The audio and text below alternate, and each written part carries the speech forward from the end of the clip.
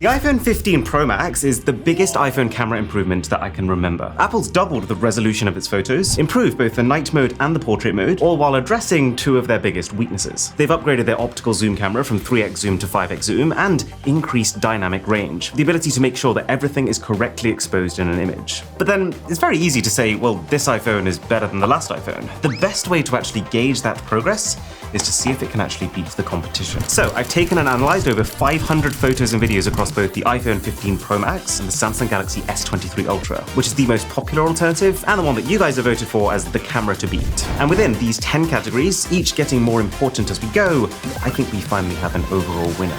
Starting with the front cameras, which is probably the area that the iPhone has least improved on over the years. But still, one thing that you do notice is this newfound focus on skin tones. It's one of those things that you don't fully appreciate until you see the side-by-sides, where the Samsung shot in isolation looks right-ish, but then you see the iPhone one and you realize, oh yeah, my shirt was that color. And yeah, the boat was like that, and of course, my hair is black, for now. But then at the same time, I do think the iPhone is severely in need of a hardware upgrade. Samsung has invested a lot into their selfie camera, and you can tell. You get more natural background blur in the images, and quite often some extra sharpness too. Plus, I also think Samsung just takes more flattering photos across all cameras, which is not necessarily what you want. Let's say I'm taking a photo of you and you're that far away from me, but a selfie, if you think about it, is a very intimate photo. You're very up close with your phone. And so I think for those shots, most people would prefer the subtle brightening and smoothing that Samsung does to make you look good, because the iPhone really does expose your flaws. But if you have any dreams of vlogging, then the iPhone does take it in terms of video on the selfie camera. Not because the Samsung's bad, it's actually improved a lot in the last few generations, but it's just the iPhone's high dynamic range is a little bit better, and it's also just much more resistant to grain. I think if you get into really dark areas, Samsung can get very grainy very quickly. Now, one of the new things, quite literally on the table for the iPhone 15 Pro Max, is zoom. This is the first iPhone that I would actually say is a good option for trying to shoot the moon or take out to a concert. I was actually scrambling to get some tickets to go and see Rick Astley live and test that theory, but since I couldn't, I decided to make Rick Astley at home. Too much smoke here. This is our simulation of a concert and what that would look like on both phones. And see, zoom is a complicated one because both of these phones go about zoom in a very different way. The iPhone has a single 5x optical zoom lens, the Samsung has both a 3x and a 10x optical zoom lens. And so you end up in this very funny situation in which both look very similar at one time. Samsung looks better between 3x and 5x, in that middle ground after Samsung's first optical zoom is activated but before Apple's has. Then as you hit 5x, Apple looks better, with not just more detail, but in a lot of cases more background blur too, because it is a good quality 5x lens. And then as you get to 10x, Samsung takes over again. But it's close this time. Samsung's definitely not twice as good like the magnification number might suggest. But here's the thing. As soon as you switch over to video, the iPhone wins at every single magnification. Even those points where Samsung technically has the edge in terms of its hardware, it's a product of the fact that this iPhone is the best iPhone for video ever, with the fact that Samsung phones in particular are quite sensitive to grain. There are times where it will shoot better zoomed content, it's just that a lot of things have to go its way for that to be the case. More often than not with max zoom photos, Samsung is better, but it's not always the case. Sometimes it's ambiguous, and sometimes the iPhone takes it, since its zoom camera has a much wider aperture that lets in more light. So, on balance, I think Apple has earned themselves a draw in zoom for the first time in a long time. Something I think is often underappreciated, but still very important to the overall camera experience, is the camera apps. So who does it better? Well, I've always found Samsung's camera to be more fun. It's historically been well ahead in terms of just the number of things you can do with it versus the iPhone. And that's still kind of the case. You've still got food mode, which makes your food look richer and tastier, and single take, which is this idea of taking one 10-second clip and getting a whole load of different shot options out of it. But I do want to caveat that by saying that from the fun perspective, I don't think Samsung has kept up with other Android manufacturers who've come up with so many interesting experimental options. And then from the practical perspective, it's starting to feel a little dated versus the iPhone. One, because of the shutter lag. It takes not as long as it used to, but still noticeably longer than the iPhone to capture, almost like it's having a little think about it every time. You can on the Samsung also install this separate app called Camera Assistant, which has an option to boost shutter speed, but I don't use it because it does come at the cost of quality. The transition between lenses still feels clunky, in that it's not immediate and does also introduce noticeable slowdown, which feels like it's on full show in this comparison because of how smooth those transitions now are on the iPhone 15. And then also, while Samsung does have a lot of modes, which on their own are all individually cool, I do think that the feature of the smartphone camera is more integration. Like, less you having to think, oh, this is food, let me navigate to food mode, and more just your phone knowing that and doing it for you. And also, the Samsung is a very two-handed camera experience. Because all the controls are at the top, it's just not simple to change them all with the same hand that's about to take the photo. Now, the iPhone is not a perfect experience either. It could also do with an injection of creativity. Plus, in the pursuit of trying to tuck every single eyesore away and only trying to show you what you need to see at any one time, you will spend a lot of time gesturing to adjust things. And sometimes those gestures can overlap with each other. It can feel fiddly, but on balance between the two, I do prefer using the camera app on the 15 Pro Max. The new iPhone does also have this new action button, which can get into the camera quickly and get shooting straight away, but assuming that you're using your phone for normal photos in an upright position, it's not really any faster than Samsung's double tap and then using the volume down to actually take the photo. So we can pretty much just disregard that.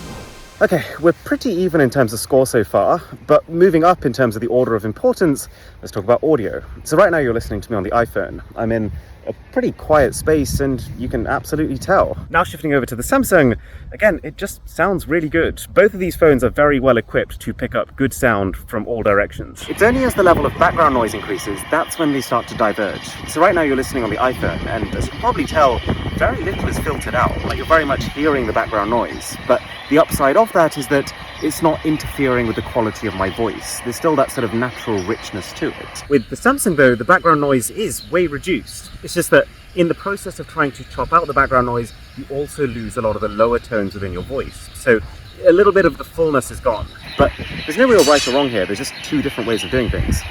Okay, I love portrait mode. Anytime I'm taking a shot that I feel like I'm going to want to print out or post somewhere, it just feels right to use it, since it's a one-click way of doubling the production value of a shot. And with the iPhone 15 Pro Max, Apple has introduced both two massive perks and one massive con to this. The con is that the 3x optical zoom lens that we used to have, and the 3x zoom lens that Samsung still has, is, I would say, the best balance between being a flattering angle, i.e. keeping you far enough away from the subject that the shot doesn't look like it has a fisheye effect on it, but close enough that you're not having to leave the chair you're sitting in just to take it. And if we left it there, Samsung would be a bit of a no-brainer. Samsung's portraits are punchy, in a nice way. The edge detection is really strong, and that 3x lens is just convenient. But then there's those important perks that this new iPhone has. One, that you now don't need to specifically go into portrait mode to take a portrait. You just take a normal photo of a person, and then afterwards you can apply portrait mode if it feels right. Now, lesser known, but Samsung can actually do this too. But since there's no depth information in the shot, what you can't do is refocus on, let's say, something in the background.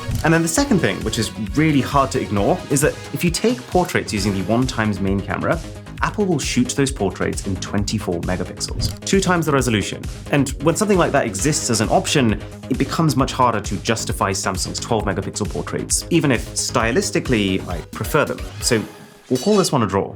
And now, just before the big three categories, let's run over special features, which is basically cinematic mode, slow-mo, and macro mode. Both phones' cinematic modes have come a long way since the features first debuted, which I was quite surprised to see on the Samsung, since the company is historically weaker when it comes to video, and also just never really talks about this feature, whereas Apple goes on about cinematic video a lot. Then you've got slow-mo, which is ironically also improving in slow motion. Every year getting a tiny bit better as phones let in a little bit more light and have slightly better sensors, but honestly, if only the tiniest bit of effort was put into it, with the amount of computational power on these phones right now, it could be something quite special. Do you know what? I'm just going to keep featuring slow motion in these tests, just in protest, because I just think it's wrong that it doesn't get more support. I'd say Samsung takes it slightly, just in the sense that it has 960 FPS super slow-mo at the hit of a bit more quality, if you fancy doing that. Macro mode, on the other hand, is getting attention, and it's great. I have to say, I don't use it very often, but both iPhone and Samsung are very equally capable at it, just with different styles. The iPhone can technically get closer, and it kind of leaves objects looking a bit more natural, which is a bit less striking, but easier on the eyes. Meanwhile, Samsung processes very heavily, adding in a lot of sharpness to these macro shots, which you might like, you might find offensive. All of this is to say that for all of these special features,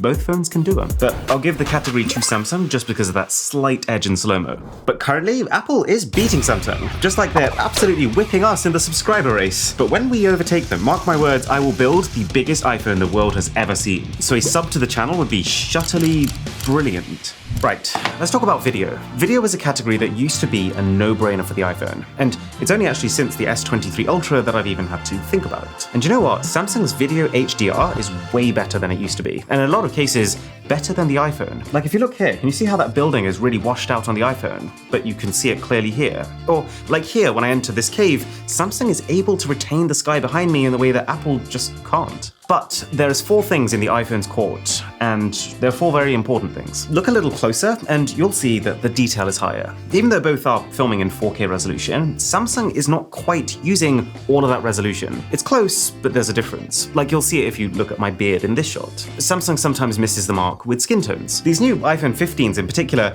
it feels like they're able to just latch on to what someone actually looks like and just hold it, no matter how much the scene is changing around them. Whereas it feels like Samsung is tweaking colors based on the scene. There's both phone's action mode / super steady, which are specific ultra stabilized videos that come at the slight cost of quality. There's actually another example of a phone feature that I think should just become integrated. Like the phone should be able to detect when you're moving fast enough that you need it and just switch to it. But for the time being going into this mode, the iPhone is the only one recording a clip that you might actually want to use somewhere. This is too much of a quality hit. But I would say the biggest thing is just Samsung's grain in low light. It's enough to cripple footage that apart from that grain, honestly, would be a strong contender for best smartphone video out there. But it's just a pretty severe Achilles heel to have, against something that Apple has specifically worked on to address on their new phone. They're saying that the A17 Pro chip inside the iPhone 15 is what allows an extra layer of noise removal. And yet, some of these yearly camera improvements that you see, they end up being negligible. But this you can tell. I mean, in this scene, it was so dark,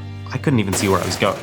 But that's kind of wild that both of these phones can, although the iPhone with a significant amount more clarity. And this is also true for photos in lower light. Now, this is not as much of a blanket win as video is, because the Samsung doesn't have that noise problem in photos. And in a lot of those middle lighting conditions, even though the phone has more shutter lag, I actually find that it's much easier to blur a photo on the iPhone. Something within Samsung's image processing does a very good job at recovering from those slight hand spasms. But assuming that you are holding the phone steady, there's 3 things that have improved on the iPhone since last time here. First is the Smart HDR, which helps a lot in night scenes because they tend to be the ones that have to balance out really bright spots within generally dark images. And to be honest, I wouldn't say that the HDR is now outright better than Samsung, but it used to be noticeably behind. It's not anymore. And there's a couple of times where I've noticed something really clever going on, which I will show you with a shot of the Microsoft Store.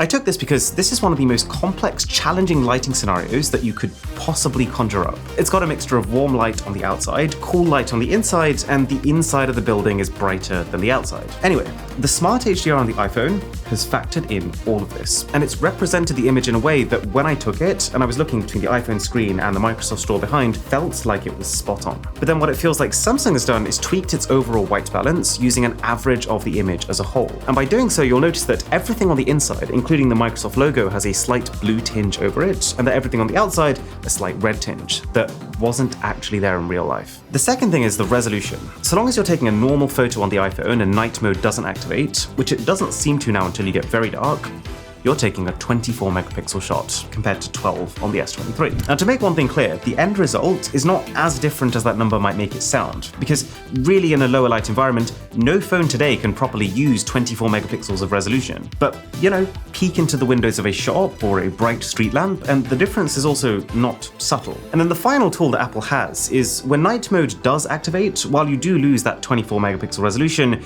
you gain photonic engine, which is basically Apple speak for tweak the colors and increase the detail. The thing is though, never are those things more important than when it gets really dark. It means you'll see more stars in the sky, you'll see your objects rendered with more clarity, you'll see grass and trees looking green as they should and not red. If at any point you think that these images are doing a bad job, by the way, just bear in mind at this point, my eyes could see nothing, so they're both pretty good. So what about daytime? Daytime photos is the single most important category for most people. And you know how I said that at nighttime the iPhone struggles to take advantage of the full 24 megapixel? Well, That's not the case anymore during the day. And it's almost a bit weird that in 2023 it comes down to megapixels. But this one thing really does just completely take the wind out of Samsung's sails. Because yeah, you still get the usual differences in style. Samsung is more poppy, it's larger than life, it's sometimes a little too much and your face looks like a tomato. But then the upside of that is that it never under-delivers on warmth. So in situations where you really need it, it's better than the iPhone. iPhone largely leaves faces alone, Samsung gets involved and smooths things out. It's very hard to label either style as better or worse. My preference literally shifts from photo to photo. And both are now very well matched in terms of their ability to cope with challenging lighting and so on. But what is measurably better is having 2 times the amount of pixels to work with. Pretty much any time you zoom into a daytime shot, which you might do for a number of reasons, you might want to print it out and frame it, you might want to crop into it because you only like a certain part of it, you can tell the difference. You definitely still have to be looking for it, but if you are, you will find it. And we should clarify something important here. The Samsung has a 200 megapixel camera. That does count for something. It means that when you really want detail, you have access to it. But I don't think many people will use the 200 megapixel mode. It takes far longer to capture, the photos take up 10 times more space, you have to turn off portrait mode and the ability to capture a motion photo, your dynamic range suffers, and your ability to shoot in low light falls. Not to mention the processing time is ludicrous. And then even if you forewent all of that, the iPhone also has a high-res mode. It's only 48 megapixel, but the end level of detail is very similar to Samsung's 200. Samsung's is a little better if you have lots of light, but then the iPhone's high-res mode overtakes it a bit as the light starts to dip. I think both of these phones' super high-res modes are off the table for most people. And what's important about the new iPhone's 24 megapixel mode is that it's the default option, and that it comes with no extra compromise. Now, that advantage disappears when using the ultra-wide cameras, since both phones are using standard 12 megapixel sensors, and also the zoom as we've talked about. But assuming that you spend the vast majority of your time on the main camera, this is a big step forward with the iPhone that I'm hoping Samsung will be able to replicate with their next phone in 2024. Do remember that some categories are worth more than others, so even though this is a 6.5 to 3.5 to the iPhone, consider the things that are specifically important to you. But yes, if you point blank asked me which of these 2 cameras is better, I would tell you the iPhone 15 Pro Max. Now, I've got one more thing to show you, which is kind of perfect for the iPhone. You might remember that last year, I showed you the Casetify bounce case, which has 6 times the military-grade level of drop protection. The way it works is this EcoShock material. You can see here, this thing absorbs all impact and sudden shocks compared to this competitor block that they sent me, where the ball just bounces off. But if that's not enough, I find this so insane, this is the Ultra Bounce, their newest phone case. It has even more protection for your camera with this integrated lens protector, 6 layers of padding and ultra reinforced corners, giving this 10 times military grade protection. It's so much protection that, let's be very clear, not everyone needs this. But what I like about Casetify is that you can decide. You can decide how much protection you need, the base color of each part, as well as exactly where you want to take the design from there, like a personalized collage if you're so inclined. So if you head to my description box and click the link casetify.com/MrWho'sTheBoss, I've managed to get us 15% off any orders placed.